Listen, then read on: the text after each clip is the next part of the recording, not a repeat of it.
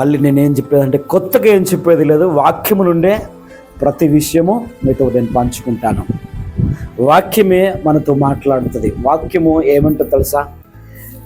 యేసు ప్రభు ఈ భూమి మీద తిరుగుతుంటున్నప్పుడు ఆయన ఒక మాట సెలవిచ్చాడు ప్రతి ఒక్కరితో. ఏమంటాడంటే, నా తండ్రి ఆజ్ఞ లేనిది నేను ఏది చేయలేను. హల్లెలూయా. అక్కడ వాళ్ళు అంటారు, మందిరమునకు వచ్చి అనేకులను బాగు చేస్తుంటున్నప్పుడు, వాక్యం చెప్తుంటున్నప్పుడు, ఏ అధికారముతో నువ్వు చెప్తుంటున్నావో. చాలా పవర్ అయిన వ్యక్తులలో యూదులంటే తెలివి గలవారు, జ్ఞానము గలవారు. కానీ దేవుడు ఏం చేసిందంటే, తండ్రి అతి జ్ఞానవంతుణ్ణి భూమి మీదకి దించినాడు. హల్లెలూయా. ఆయనకంటే ముందు అతి జ్ఞానవంతుడు భూమి మీదకి వచ్చినప్పుడు ఆయన సృష్టినంతా సృష్టించినాడు, నిర్మించి వెళ్ళిపోయాడు. అతి జ్ఞానవంతుడైన ఆయన తర్వాత వారి కొడుకును దించిన కారణం ఏంటిదంటే, ప్రజలు అంకరి త్రోవ నడవకూడదని. హల్లెలూయా. ఇప్పుడు ఈరోజు మన ముందు ఉంచిన మాటలు ఏవంటే, ఆయన అతి పరిశుద్ధమైన మాటలు. వీటిని వినాలి. 2వ తిమోతికి రాసిన పత్రిక 4వ అధ్యాయము, 2వ తిమోతికి రాసిన పత్రిక. ఈ పత్రికలు చాలా విలువైన మాటలు ఉంటున్నాయి. 4వ అధ్యాయము 2వ వచనమును మనము చదువుకుందాం. 4వ అధ్యాయము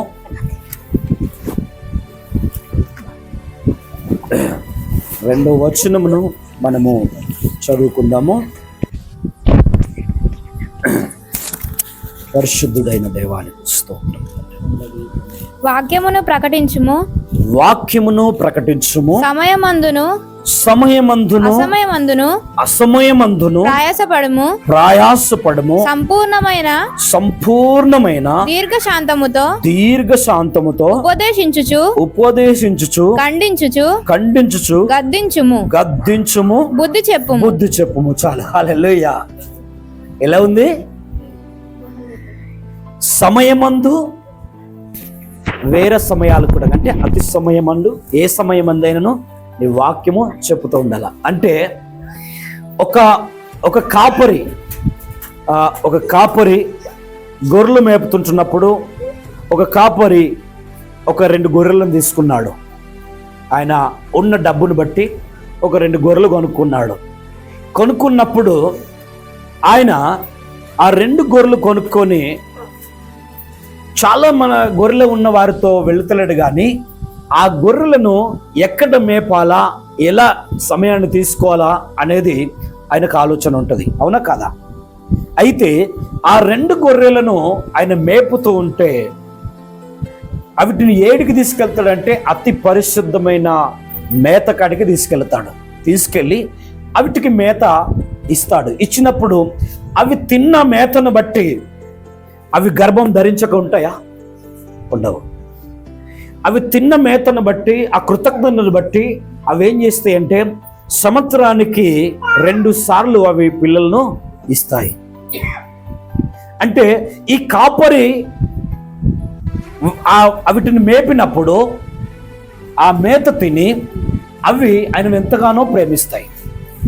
అయితే ఆ గొర్రెలు ఎప్పుడైతే మరి సంవత్సరానికి ఒక 2 ఈతలు 3 ఈతలు 3-4 గొర్రెలు పెట్టినప్పుడు ఆయన దగ్గర ఎన్ని అవుతున్నాయి? 2 4 అవుతున్నాయి. ఆ 2 ఇట్టి కూడి ఏది 2 వేసినా 4 అవుతుంది. 4 4 8 అట్లా అవుతూ ఉంటుంది. అయితే ఆయన జీవితము ఎలా ఎదుగుతుందంటే, చిన్నగా ఉన్నప్పటి నుండి ఆయన ప్రేమించడం స్టార్ట్ చేసిండు. వీటిని గొర్రెలను ప్రేమించినప్పుడు అవి ఎదిగినప్పుడు ఆయన సంతోషపడుతున్నాడు. హల్లెలూయా. ఈరోజు నిన్ను కూడా ప్రేమిస్తున్నాడు దేవుడు. నువ్వు అనుకుంటున్నావు నాది చిన్న కుటుంబం అని, నువ్వు అనుకుంటున్నావేమో నా చిన్న బ్రతుకని, నువ్వు అనుకుంటున్నావేమో నా బ్రతుకులో అంత విలువేమి లేదే అని అనుకుంటున్నావు కావచ్చు. దేవుడు ఈ ఆఖరి నెలలో నీతో మాట్లాడే మాట ఏంటిదంటే, నువ్వు ఈరోజు ఎలాంటి స్థితి అనుభవిస్తున్నావో ఆయన కనులారా చూస్తుంటున్నాడు. హల్లెలూయా. ఆయన నిన్ను ఆశీర్వదించాలని కనిపెడుతున్నాడు, నువ్వు బాధపడకూడదని అంటున్నాడు. ఈ కాపరి విషయానికి చూస్తే ఆయన ఎంతో ప్రేమ కొద్ది కొన్నాడు కాబట్టి ఆ ప్రేమతో వాటిని ప్రేమిస్తున్నాడు. అయితే దేవుడు కూడా నిన్ను విలువైన రక్తముతో ఆయన నిన్ను కొన్నాడు. ఆయన నీ కొరకు భూమి మీదకి వచ్చినాడు, నిన్ను ప్రేమిస్తున్నాడు. అయితే నీకున్న సమస్యలు, నీకున్న బాధలు ఎన్నో ఉన్నాయి, అవి చెప్పుకోలేని ఉన్నాయి. కానీ ఆ సమస్యలు ఎవరు తీరుస్తారు? తండ్రి తీరుస్తాడు. అయితే ఏ సమయం అందు ఏ రీతిగా ఉన్నానో నువ్వు ఎలా ఉండాలంటే దేవునికి ఇష్టమైనట్టు ఉండాలా. హల్లెలూయా. ఇక్కడ ఒక మాట అంటున్నాడు, ప్రయాసపడము సంపూర్ణమైన దీర్ఘశాంతముతో ఉపదేశించుచు ఖండించుము గద్దించుము బుద్ధి చెప్పుము. ఇవన్నీ ఉండాలి మనకు పిల్లలను. హల్లెలూయా.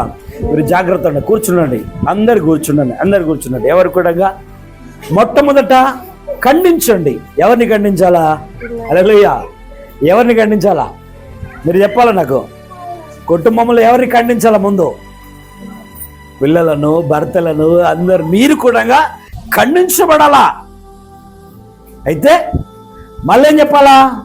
బుద్ధి చెప్పాలా. బుద్ధి ఏం చెప్తారు? కొట్టి స్కూల్కి వెళ్ళరా బిడ్డ, నీ భవిష్యత్తు బాగుంటుందిరా, మాలాగా ఉండకురా, నీ దండం పెడతా. తెలుస్తుంది అలాగ దండం పెడితే? తెలియదు, కానీ నోటికి వచ్చినట్టు వాడుకుంటాం. పిల్లల్ని పంపించాలంటే గద్దిస్తాం, గద్దించి బుద్ధి మాటలు చెప్తాం. మరి అవి మంచి కొరక చెడు కొరక? హల్లెలూయా. సంఘములో సేవకుడు చెప్పిన ప్రతి మాట హృదయంలో ఉంచుకుంటే అది పగ. ఖండించిన దాని వెనుక దీవెనలు ఉంటాయని గ్రహిస్తే నీకు మెండైన ఆశీర్వాదాలు. హల్లెలూయా. ఏమంటున్నాడు? గద్దించుము బుద్ధి చెప్పుము అంటున్నాడు. ఎందుకు గద్దించమంటున్నాడంటే నీ కుటుంబమును సరి చేసుకోవాలి. ముందు గద్దించకుంటే ఏమవుతుంది? మళ్ళీ నీ ఇష్టం ఉన్నట్టు వేస్తావు, అంతేనే కాదురా. మమ్మీ గద్దించలేదు అనుకో, మా మమ్మీ ఏమన్నది నా ఇష్టం ఉన్నట్టు వేస్తుంటే ఒక టీవీని తీసి కూడా తెస్తావు. ఏడుగత్తది? నేను ఏం చేయమంటే ఏం చేస్తున్నావే? హల్లెలూయా. అంటే ఆ రీతిగా విశ్వాసులు ఎలా ఉన్నారు తెలుసా? ఈరోజు విశ్వాసులు ఎలా ఉన్నారు తెలుసా? రోడ్డు పొంటి పోతున్నాం, పెండ దొక్కినమని పెండ దొక్కిన జరుగు అని అంటే నలుగురు వ్యక్తులు ఉన్నారు. ఈ మందిరానికి వచ్చను పెండ దొక్కిన జరుగు, నేను రాగా పెండ దొక్కిన జరుగు అని అంటే అట్లా ఊకుంటారు అందరూ. ఏమంటారు తెలుసా? ఏ బా కడకబా, బుద్ధి లేదా? ఎన్నిసార్లు ఓరుతావు? పెండ దొక్కిన అంటే వాళ్ళు ఎలా బుద్ధి లేదా? పెండ కడకబా, కడుకొని రాబోయేమో ఊకే అంటున్నావు అంటే మనిషి జీవితము ఈ రోజు వరకు కూడా ప్రభువా తప్పులు క్షమించు ప్రభు, తప్పు చేసిన ఇంకా అడుగుతున్నారు. హల్లెలూయా. ఇంకా అడగటమే, నన్ను క్షమించయ్యా, ఇంకా నా బ్రతుకుని బాగు చేయ్యా, నీ సన్నిధిలో నన్ను కడుగయ్యా, నీ రక్తంతో కడుగయ్యా. ఇంకెన్నిసార్లు అడుగుతారు బాప్తిజం తీసుకున్నాక? నువ్వు బాప్తిజం తీసుకొని పరిశుద్ధుడిగా పరిశుద్ధాత్మను పొందుకున్నప్పటికీ నీలో ఇంకా కడుగమంటే ఇంకేం కడుగుతాడు యేసయ్య. హల్లెలూయా. నువ్వు కడుక్కో, బుద్ధి చెప్పుకో, గద్దించుకో, నీ మనస్సును మార్చుకో, కుటుంబాన్ని సరిచేసుకో, అప్పుడు దేవుడు నిన్ను ప్రేమిస్తాడు. హల్లెలూయా. వింటున్నారు? అర్థమవుతుంది నా మాటలు? కుటుంబంలో ఎలా ఉండాలా? ఒక కుటుంబము ఎవరి ద్వారా నడపబడుతుంది? యజమానుడు. రైట్? యజమానుని ద్వారా నడవబడుతుంది. కాబట్టి యజమానుడు బుద్ధి కలిగి కుటుంబంలో ఉండాలా, జ్ఞానము కలిగి ఉండాలా. గద్దించే వ్యక్తి కూడా లే బేటా ఎంటికలు కట్టు చేయద్దు, ఇదే కత్తరి పండగ వస్తుంది మంచి గొట్టం మళ్ళా. హల్లెలూయా. కట్టు అక్కడ ఉన్నాడు, ఆయన దగ్గరికి వెళ్ళి కట్టు చేస్తాడు, గీడగాడు వేసుకుంటే ఎట్లా. హల్లెలూయా. మన జీవితంలో ఆ పెండ లాంటి జీవితం అద్దుగా తొక్కిన జరుగు అని అంటే పాయిదేమున్నది? ఎంతకన్నా జరుగుతావు నువ్వు, జరిగినప్పుడల్లా అదే అంటున్నావు. అంటే దేవుని మందిరానికి వస్తున్నావు, మళ్ళీ అదే. అలా కాకూడదు. దేవుని వాక్యం ఏం చెప్తుంది? నేను ఎందుకు గద్దిస్తున్నానంటే నీ జీవితాన్ని మార్చుకుంటే బాగుంటది. 3వ వచనం, ఎందుకనగా జనులు హితం ఆ సహింపక ఆ దురద చెవులు గలవారై తమ స్వకీయ దురాశలను అనుకూలమైన బోధకులను తమ కొరకు పోగు చేసుకొని సత్యమునకు చెవినియక కల్పన కథల కొరకు తిరుగు కాలము వచ్చును. చాలు, హల్లెలూయా. ఇష్టమైన బోధకులను ఎంచుకుంటున్నారు ఈరోజు. కల్పి కథలు కావాలా? మొన్న ఒక పాస్టర్ చెప్తుంటున్నాడు, ఆమెకు పాపం బాధగా ఉన్నది. మీ ఇంట్లో ఏమో జరగబోతుందమ్మా, అయిపోతుంది మీ జీవితం అన్నాడు. కథ ఏడుచుడు ఆమెగా చీకటి వచ్చేసిందని అన్నాడు. ఎక్కడ చీకటి? కథ బోధలు ఇవి. చీకటి దేవుడు ఇవ్వలేడో. హల్లెలూయా. నువ్వు ఎప్పుడైతే దేవుని నమ్ముకున్నావు, ఎప్పుడైతే ఒక వ్యక్తిగా మారిపోయినావు, నీ జీవితాన్ని మార్చుకున్నావు అంటే నీ జీవితంలో వెలుగొచ్చేసింది. ఇక చీకటి రావద్దుగా. చీకటి ఎవరికి రావాలా? చీకటి బాప్తిసం తీసుకొని వారికి వస్తుంది. చీకటి ఎవరికి వస్తుంది? దేవుని నమ్మని వారికి రావాలా. నీ జీవితంలో చీకటి అనేది రాకూడదుగా. ఆయన చెప్తే నువ్వు బాధపడతావు. ఆయన అంటాడో, నీ జీవితంలో ఏదో జరగబోతుందమ్మా, అయిపోయింది నీ పని అని అన్నాడు. ఆమె ఏడుచుడు మళ్ళీ ఓదార్చాము. అంటే ఈ కథ బోధలు చెప్పేవారు ఉంటారు, వారి వైపు మన చెవులు పెట్టకూడదు. చెవులు పెడితే ఏమవుతుందంటే మనం మారుతాం, వాళ్ళ లెక్కనే మారిపోతాం అంతే. సత్యం ఏంటిదో గ్రహించిన వాడే వర్ధిల్లుతాడు. హల్లెలూయా. వివాహం చేసుకుంటానికి భార్య భర్తలు ముందుగా సిద్ధపాటు కాకముందు ఏమవుతారనంటే ఒకరినొకరిని చూపెట్టుకుంటారు. అంతేనా కాదా? చూపెట్టుకున్నప్పుడు ఏం జరుగుతుంది అక్కడ? ఒరే బాబు, నీకు అమ్మాయి ఇష్టమైందా లేదురా? ఎవరు అడుగుతారు? పెద్ద మనుషులు అడుగుతారు. ఓ అమ్మాయి, మేము వచ్చినాం కాబట్టి నీకు అబ్బాయి ఇష్టమైందా లేదా ఇప్పుడే చెప్పమ్మా, భవిష్యత్తు ఇది అని అంటారు. అప్పుడు వాళ్ళు అంటారు, నువ్వు ఇప్పుడు సిగ్గుపడ్డావా? లైఫ్ అంతా ఏడాలా? ఆ సిగ్గు నిడిచిపెట్టమ్మా, ఒప్పుకుంటావా ఒప్పుకోవా అని అడుగుతారు. కుమారుని కూడా అడుగుతారు, రేపు వచ్చిందంగా ఏదైనా అంకలు పెట్టి తిడితే బాగుండదు రే, ఇప్పుడే చెప్పురా అని అంటారు. అంటే వాళ్ళిద్దరు సరి అయితేనే ముందు అడిగేస్తామని అంటారు. హల్లెలూయా. నీ లైఫ్ను నువ్వు ఎన్నుకోరా అని అంటారు. ఎంతమంది పోయిన ఎందుకంటారో, నీ లైఫ్ను నువ్వు ఎన్నుకో. ఈరోజు దేవుని సన్నిధిలో కూడా నీ లైఫ్ను నువ్వు తీర్మానం చేసుకోవాలి. పక్క నువ్వు ఎట్లా ఉండడం అవసరం లేదు. అంతేనా కదా? పక్క వ్యక్తి ఇలా ఉన్నాడు అన్నది మనకు అవసరం లేదు. నీ భార్య నల్లగున్నా, ఆమె రెడ్డిగా ఉన్నా, ఆమె కుంటిదైనా గుడ్డిదైనా, నువ్వు ప్రేమించిన ప్రేమ ఎవరు ప్రేమించలేడు. అంతే.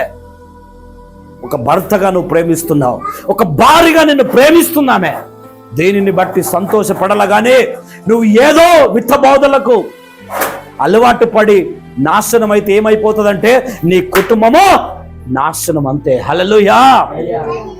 ఎందుకు పెద్ద మనుషులు ముందుగానే సిద్ధపాటు చేస్తారంటే నీ లైఫ్ కాబట్టి బిడ్డ ఇప్పుడే ఎన్నుకో.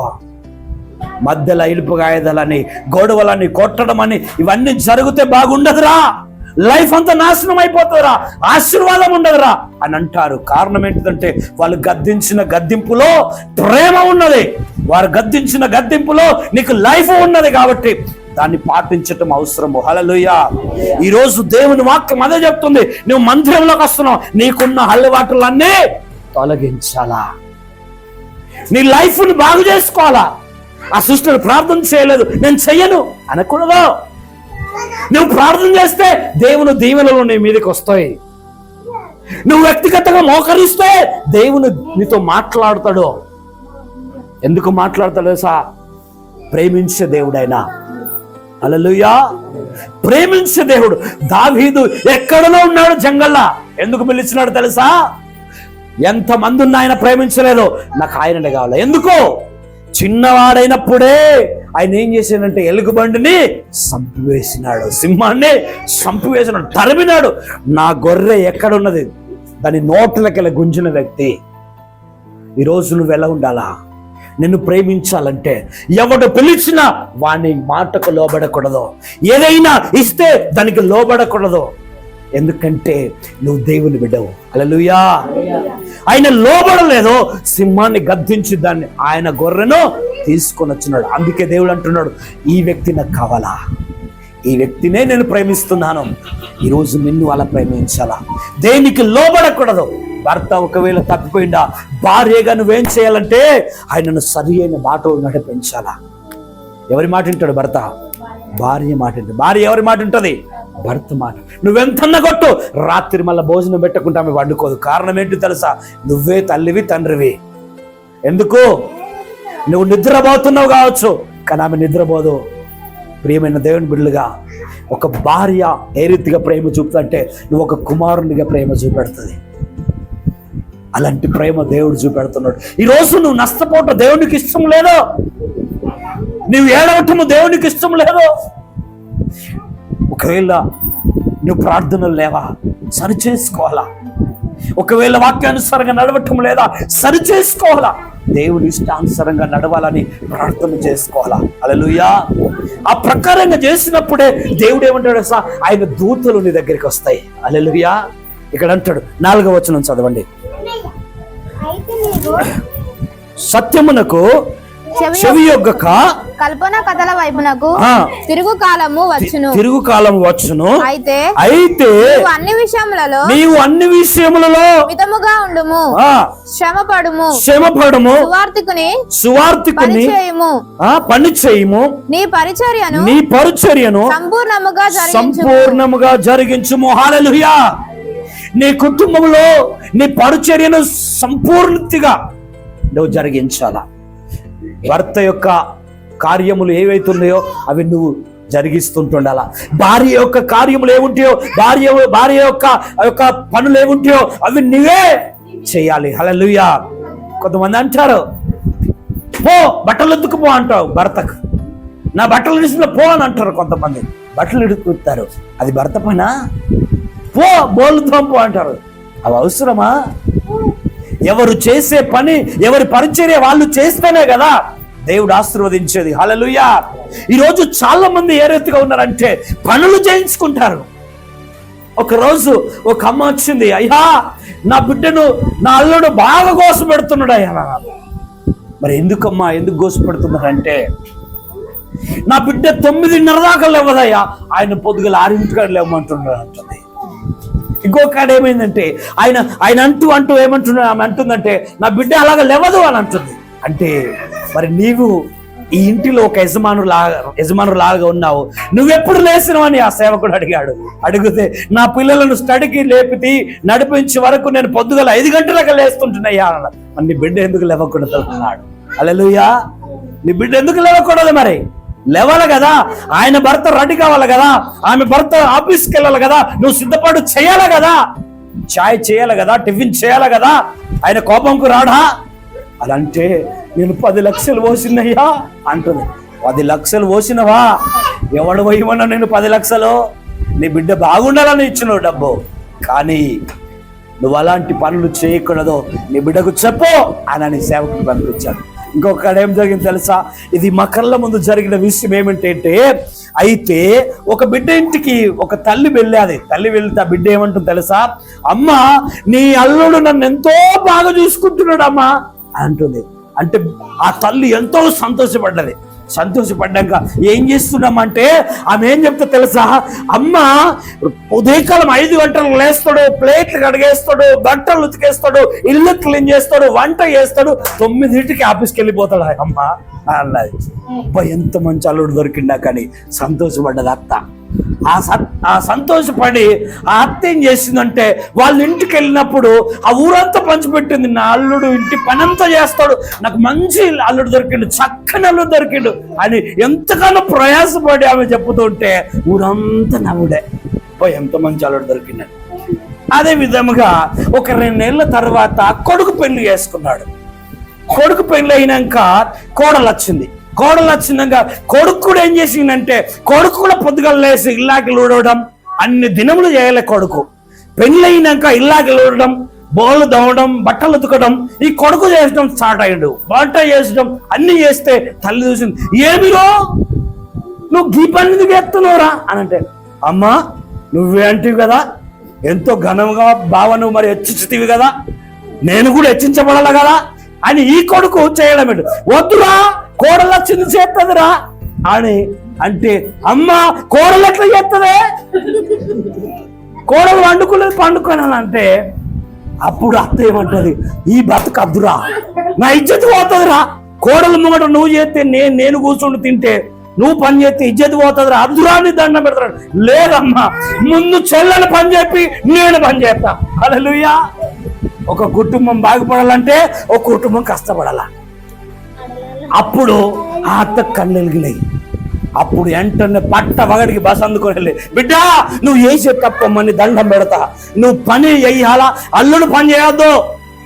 అప్పుడు ఎవరి పని వాళ్ళు చేయాల, ఎవరి పరిచర్య వాళ్ళు చేయాలి. హల్లెలూయా. లేరా ఈ రోజులలో ప్రజలు? ఉన్నారా లేరా? ఉన్నారో లేవలేనికి శుద్ధమద్దులు ఉన్నారు. ఎవరి పని ఎవరు చేయాలి. నీ పని నేను చేస్తా, నా పని నువ్వు చేయి. నడుతుంది అట్లా? ఇప్పుడు ఆటో నడుపుతున్నాడు, ఆమె నేను ఆటో నడుపుతాను, ఇంటి పని చేయండి, నడుతుందా? నడదు. హల్లెలూయా. ఎవరి పరిచర్య వాళ్ళు చేయాలా. భర్త యొక్క పరిచర్య భర్తనే చేయాలా. ఇక్కడ అంటున్నాడు, అందుకే ఏమంటున్నాడు 5వ వచనం మళ్ళీ చదవామా. అయితే నీవు అన్ని విషయములలో మితముగా ఉండుము, శ్రమపడము, సువార్తికుని పని చేయము, నీ పరిచర్యను సంపూర్ణముగా జరిగించుము. ఎన్ని విషయాల్లో దేవుని పనులలో ఉండాలా, ఇంటి పనులలో ఉండాలా, పంట పనులలో అన్నిటిలో పరిచర్య చేస్తూ ఉండాలా. హల్లెలూయా. చేస్తారా ఈ రోజు నుండి? ఎవరు అయినా దేవుని పని కూడా చేయాలి. మీకు సమయం ఉండాలా, ఆ సమయం అందు కూడా దేవుని పరిచర్య చేయాలా. ఫోనే కాదు, టీవీ కాదు, అన్ని మనకు ఎప్పుడు ఉంటాయి, కానీ మనతో నచ్చేది మన వాక్యమే. హల్లెలూయా. నీవు పరలోకానికి వెళుతున్నప్పుడు ఏమొస్తా అంటే, నువ్వు చేసిన సువార్త నీతో వస్తుంది, నువ్వు ప్రకటించిన మాటలు నీతో వస్తాయి, నీ మంచితనము భూమి మీద విడిచిపెట్టి వెళ్ళాలా. హల్లెలూయా. ఒక మనిషి చనిపోతే ఏం వార్త రావాలా? మంచి వార్త రావాలా. యేసు ప్రభు చనిపోయి తిరిగి లేచి వెళ్ళినప్పుడు ఏమలేదు? సత్యవంతుడైన నీతిమంతుడు, నిజమైన ద్రాక్షవల్లి కుమారుడు. హల్లెలూయా. నీ జీవితాన్ని కూడా అలా సరి చేసుకుంటే బాగుంటది. నీ జీవితంలో అన్ని విషయాల్లో తగ్గించుకుంటే బాగుంటది. మన ఒక సిస్టర్ చెప్తున్నది, ఎంత బాధ అయ్యా ఆయనతోనే, ఒక కుమారునిలాగానే నేను ప్రేమించాలన్నది. చాలా బాధ అనిపించింది. అంటే కొంతమంది భార్యలు, కొంతమంది భర్తలు ఆ రీతిగా ఉంటారు, కానీ విడాకుల దగ్గరికి వెళ్ళకూడదు. జీవితంలో సరి చేసుకోవాలి. సామెతల 5వ అధ్యాయంలో ఏమున్నదంటే, సామెతల 5వ అధ్యాయం ఒకసారి చదువుదాం. సామెతలు 5వ అధ్యాయం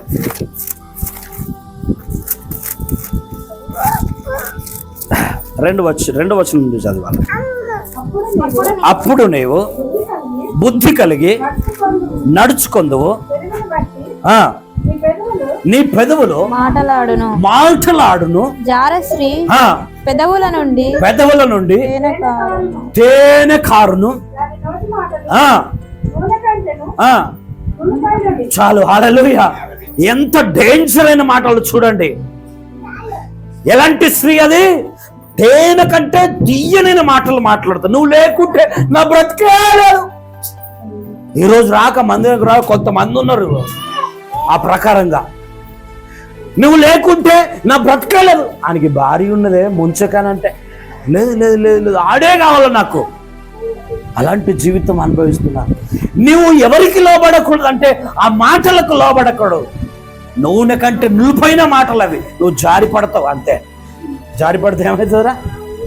అందరూ నవ్వుతారు. హల్లెలూయా. పోయి పోయి పోయి పోయి పడ్డావనుకో ఏమంటారు? భార్య కూడా అంటారు, మంచిగా పడ్డావు బిడ్డ, చెప్పు తినలే. హల్లెలూయా. చెప్పుతే నువ్వు వినలే, నీ జీవితం అంతా నాశనమైంది, బాధ అయింది అంటారు. అంటే కారణం ఏంటి తెలుసా? ఉన్నప్పుడే సరి చేసుకోవాలి. హల్లెలూయా. బ్రతుకున్నప్పుడే మన కుటుంబాన్ని కట్టుకోవాలా. ఇంకా చదువురా, ఇక కిందే ఉన్నదంటే, దాని వలన ముసుగు కలుగునంత చేదు అది అది రెండంచుల గల అది రెండంచుల గల కత్తి అంత పదున గలది అది. బిడ్డ జాగ్రత్త, నీ ఆస్తిని గుంజుతుంది, నీ డబ్బును గుంజుతుంది, నీ జీవితాన్ని నాశనం చేస్తుంది అంతే. హల్లెలూయా. ఇవాంటికి మనం మోసపోవద్దు. స్త్రీలారా, సిస్టర్, బ్రదర్ అందరు కూడా నేను చెప్పేది ఏంటంటే ఈ మాటలకు లోబడకూడదు.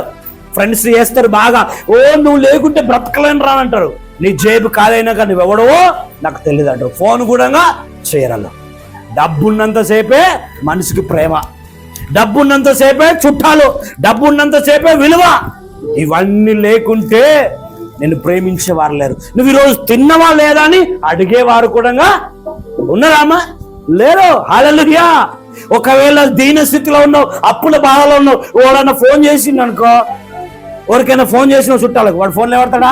అస్సలు లేవటాడు. కారణం ఏంటో తెలుసా? వీడు అప్పే ఉండడు, నన్ను డబ్బే అడుగుతాడు. హల్లెలూయా. వీడు అప్పుల బాధలో నన్ను పైసలు అడుగుతాడు. వాడిని ఆపని చెప్పుకుంటే ఫోన్ చేసినా వాడు ఫోన్ లిఫ్ట్ చేయడు. అంటే ఇవన్నిటికీ దూరం ఉండాలని వాక్యం చెప్తున్నది. నీవు ఎలాంటి జీవితం జీవించాలంటే నువ్వు దేవునికి ప్రియమైన బిడ్డగా ఉండాలా. హల్లెలూయా. ఇంకా చదువురా. ఇంకో దాని నడకలో మరణమునకు దిగుటకు దారితీను. హల్లెలూయా. ఉన్నారా లేరా మన మధ్యలో చాలా మంది మీరు చూస్తుంటారు కావచ్చు, ఒక భార్య ఉండగా ఇంకో భార్యతో ఉంటే ఈ భార్య కూడా వెళ్ళిపోతున్నది, దాని వెనుక వాడు దాంతో నాశనం అయిపోయిన వారు, గడ్డం పెంచుకున్నవారు, ఎంటికలు పెంచుకున్నవారు, పిసలేసి తిరిగేవారు లేరా? హల్లెలూయా. ఉన్నారు చాలా మంది. బువ్వ అడిగేటోళ్ళు లేరు, తిట్టవా అని. అట్లయిపోయింది. ఆ మంచి భార్య ఉండగా అది ప్రేమించింది నా భర్తని. ఈరోజు రోడ్డు మీద తిరుగుతున్నారు చాలా మంది. ఈరోజు రోడ్డు మీద ఎందుకు తిరుగుతున్నారో తెలుసా? కట్టుకున్నది వేయింది, ఉంచుకున్నది వేయింది. హల్లెలూయా. ఉంచుకున్నది ఏం చేసింది? హైదరాబాద్లో 50 మందిని అది పెళ్లి చేసుకున్నది. ఒక్కతే ఆడది 50 మందిని. 50 మంది దగ్గర అది గుంజిన డబ్బు ఎంతంటే 5 కోట్ల రూపాయలు గుంజింది. హల్లెలూయా. అంత యవనస్తురాలు ఆమె, అంత ఇన్ని పెళ్లిలైనా కానీ ఎవరికి కూడా గుర్తు తెలియలే. కానీ ఏం చేసింది కదా, ప్రతి ఇల్లును నాశనం చేసింది. మొన్న రీసెంట్గా హైదరాబాద్లోనే అక్కడ సామాజ్ కూడా ఏదో ఉన్నది, అక్కడ పెళ్ళైనాక రాత్రే ఫస్ట్ నైట్ వాళ్ళ ఇంట్లోకి పంపించినారు భార్య భర్తలు. ఇంట్లోకి పంపించినాక ఏం చేసింది ఆ అమ్మాయి అంటే, నైట్ 12 దాకా అందరూ అడవిడులు ఉన్నారు కాబట్టి ఆయనకు మాత్రలు ఇచ్చింది, నిద్ర మాత్రలు ఇచ్చి, ఆ అబ్బాయికి నిద్ర మాత్రలు ఇచ్చి పండబెట్టి ఉన్న డబ్బు, ఆస్తి, బీస్తి మొత్తం బంగారం అంతా వేసుకున్నది. 4 గంటలకు వెళ్ళిపోయింది రాత్రి. ఆ 4 గంటల సమయంలో అందరూ పండుకున్నారు, లగ్గపోళ్ళు అందరూ. అది లేచి పిස්සదాని అవతారం వేసుకొని అంత తీసుకొని వెళితే దొరకలే. కారణం ఏంటి తెలుసా? దాని మాటలకు లోబడితే నిన్ను నాశనం చేస్తుంది, నీకు మరణమే వస్తుంది. హల్లెలూయా. ఆ ప్రకారంగా ఈ లోక జ్ఞాన మాటలు ఎలా ఉన్నాయంటే, నీకేందిరా నేనున్నా అంటారు, నీకేమైందే అమ్మా నేనున్నాను అంటారు. ఈరోజు అలాంటి మాటలకు లోబడకండి తల్లారా. అలాంటి మాటలకు లోబడకండి బ్రదర్, సిస్టర్. ఎందుకంటే లైవ్ లో ఉన్న వారికి కూడా దేవుడు మీతో మాట్లాడుతున్నాడు. కారణం ఏంటంటే ప్రతి విషయంలో మీరు జాగ్రత్తగా ఉండాలి. ఏ కుటుంబమైనా మీరు కట్టబడాలంటే దేవునికి మాత్రమే లోబడాలి. హల్లెలూయా. ఇంకా కింద ఇంకొక మాట ఉండొచ్చు, దాని అడుగులో పాతాళమునకు. ఎక్కడికి వెళ్తుందట? పాతాళం అనే బిలములోనికి నిన్ను సంపేదాకా ఇడిసబెట్టదు అది. అందుకే అలాంటి మాటలకు లోబడకూడదు. ఎందుకు? దేవుడు అంటాడు, నేను నీకు మంచి భార్యను ఇచ్చినాను. అక్కడ ఒక మాట ఉంటుందమ్మా, ఏమన్నా నీ సొంత కుండలో నీళ్లు నువ్వు తాగని ఉంటుంది చూడు. నీ సొంత కుండలోని నీళ్లు పానము చెయ్యము, నీ సొంత బావిలో ఉబుకు జలము తాగుము, నీ ఊటలు బయటికి చెదిరిపోవును, నీ ఊటలు బయటికి చెదిరిపోవును, వీధిలో అవి నీటి కాలువగా పారదగును, అన్యులు నీతో కూడా వాటిని అనుభవించకుండా అవి నీకే ఉండవలను. హల్లెలూయా. నీ సొంత భార్యలో నీవు అనుభవిస్తున్న అనుభవం ఎవరు అనుభవించకూడదు బిడ్డలారా. ఆ నీళ్లు నువ్వే తాగాల, ఆ భోజనం నువ్వే తినాల. అన్యులకు నీళ్లు తాగించకూడదు. వాడు ఫ్రెండ్స్ తీసుకొని వస్తాడో, భార్య దగ్గరికి, ఏ వంటను వీడు నా జాను ఫ్రెండ్, పానం ఇస్తాడు, ఆడు పానాన్ని తీసిపోతాడు, నీకు తెలదు రే. ఇయ్యల్లా మంచి నాటుకోడి తెచ్చిన వండు అని అంటాడు. వండినప్పుడు ఏం జరుగుతుంది, తాగినప్పుడు ఏం జరుగుతుంది, నువ్వే మైకములు ఉన్నావో నీకు తెలియదు, కానీ వాడి మైకములో వాడు వస్తాడో. జాగ్రత్త. అన్యులను ఇంటికి రానివ్వకూడదు అని వాక్యం చెప్తే నువ్వు ఎట్లా రాణించడానికి అధికారం ఉన్నది? మరి నువ్వు ప్రేమించే బిడ్డగా ఉండాలా. స్నేహం అవసరం లేదు. ఈ లోకములో ఉన్నంత కాలము దేవునికి స్నేహంగా ఉండాలా. నా ప్రియమైన స్నేహితుడు అబ్రాహాము అన్నాడు, నువ్వు స్నేహితునిగా ఉండాలా. హల్లెలూయా. నీ జీవితాన్ని దేవునికి అప్పగించుకునేలాగా ఉండాలా, కానీ దేవుడు నిన్ను ప్రేమిస్తున్నాడు. హల్లెలూయా. ఒక్క మాట చెప్పి నేను ముగిస్తాను. దావీదు కీర్తనలు 111:7 చదువు. 111:7 ఇది చెప్పి నేను ముగిస్తాను, సమయం అయితే. ఆయన చేతి కార్యములు సత్యమైనవి న్యాయమైనవి, ఆయన శాసనములన్నీ నమ్మకమైనవి. హల్లెలూయా. నమ్ముతున్నారా? ఆయన చేతి పనులన్నీ సత్యమైనవి. ఏంటి ఆయన చేతి కార్యములు? ఏంటి? సత్యమైనవి. అందరూ చెప్పండి, సత్యమైనవి, ఇంకా న్యాయమైనవి, ఇంకా నమ్మకమైనవి. హల్లెలూయా. ఈ 3 విషయాలు నీ జీవితంలో ఉంటే నువ్వు తప్పటి అడుగులేయవు బిడ్డ. నీ శరీరాన్ని కాపాడుకుంటావు బిడ్డ, నీ ఆత్మీయతను కాపాడుకుంటావు, నీ జీవితంలో ఏది చెడు రానియవో, ఎవరికి లోబడవో, ఎలాంటి వ్యక్తికి నువ్వు లోబడవో. ఎందుకంటే నీ జీవితంలో దేవుడు ఉంటున్నాడు. ఆయన చేతి కార్యములను నువ్వు చూస్తున్నావు. నీకు ఏ పని కాకుంటున్నదో ఆ పని చేసే దేవుడు నీ దగ్గర ఉన్నాడు. నువ్వు ఎలాగా జీవించాలో ఆయన చేతిలో ఉన్నది. నువ్వు ఈరోజు ఏ రీతిగా నడవాలో ఆయన చేతిలో ఉన్నది. కొన్ని క్షణాలలో ఏం జరుగుతుందో మనకు తెలియదు, కొన్ని నిమిషంలో ఏం జరుగుతుందో మనకు తెలియదు. ఈరోజు మనకిచ్చినాడంటే అది దేవుని కృప మాత్రమే. హల్లెలూయా, హల్లెలూయా, హల్లెలూయా. దేవుని మేలు అనుభవించండి. దేవుడు మర్చిపోయే దేవుడు కాదు. నువ్వు మర్చిపోతావు, నువ్వు విడిచిపెడతావు, శ్రమలు వచ్చినప్పుడు కుంగిపోతావు. కానీ దేవుడు అంటున్నాడు, బిడ్డ నేను నీ శ్రమల్లో కూడా ఉంటున్నానయ్యా అని అంటున్నాడు. షడ్రకు, మేషకు, అబద్ధికు అనేక వేల ప్రజలు, లక్షల ప్రజలు, కోట్ల ప్రజల మధ్యలో ముగ్గురు నిలబడితే దేవుడు అంటున్నాడు, నేను కాపాడుతాను. ఈరోజు నిన్ను ప్రజల ముందు నీచపరుస్తున్నారేమో, ఈరోజు నిన్ను ప్రజలు కుంగదీస్తున్నారేమో, డబ్బు లేదని కుంగదీస్తున్నారేమో, లేకుంటే దేవుని నమ్ముకున్నవని మాతో రావటం లేదని కుంగదీస్తున్నారేమో, పెళ్లిళ్ళకి వెళితే బాధలు పెడుతున్నారేమో, పేరంటాలకు వెళితే బాధలు పెడుతున్నారేమో. పిల్లారా, దేవుడు ఖచ్చితంగా మీ పక్షంలో ఉంటున్నాడు. మీరు బాధపడితే ఆయన మీకంటే ఎక్కువ బాధపడుతున్నాడు. ఆయన ఏమంటాడు తెలుసా? ఎవరి కన్ను గుడ్డునైనా ముట్టుంటే నా కన్ను గుడ్డును ముట్టినట్టు అన్నాడు. అంత ప్రేమ నీ మీద చూపెడుతున్నాడు. నువ్వు మానుకో, నీ జీవితాన్ని దేవునికి దిగజారిపోకు, పడిపోకు. ఆయన శక్తిమంతుడు మన మధ్యలో ఉన్నాడు. నీ పిల్లల భవిష్యత్తు ఆయన బాగు చేస్తాడు. నీ భర్తను సరిచేసి దేవుడు ఆయన మోకరించు, ప్రార్థన చేయి. ఖచ్చితంగా దేవుడు మార్గాలు ధరిస్తాడు. ఎందుకంటే ఈరోజు దేవుడు అంటున్నాడు. ఈ మాటలు ఎందుకు చెప్తున్నానంటే మీరు వినండి. దేవుడు అంటాడు 2 తిమోతికి రాసిన పత్రికలో 2వ అధ్యాయం 16వ వచనంలో అంటాడు, ఈ మాట అపవిత్రమైన వట్టి మాటలకు విముఖుడవై ఉండుము. అట్టి మాటలాడువారు మరి ఎక్కువగా భక్తిహీనులగుదురు. అయినను దేవుని యొక్క స్థిరమైన పునాది నిలకడగా ఉన్నది. ప్రభువు తన వారిని ఎరుగును. అనుదినము ప్రభువు అనునదియు ప్రభువు నామమును ఒప్పుకొని ప్రతి వాడును దుర్నీతి నుండి తొలగిపోవలెను. అనునదియు ఉన్నది. హల్లెలూయా. ఎక్కువ మాటలాడిన వాడు, ఎక్కువ లాలన బోలన చేసిన వాని మాటలు నమ్మకండి. ఎవరైతే మాట్లాడతారో వారి మాటకు లోబడకండి. దేవుడు అంటున్నాడు, వాడు అన్య బోధలు చేస్తాడు, నిన్ను ఎక్కిస్తాడు, కానీ ఎప్పుడు పడగొడుతో తెలియదు.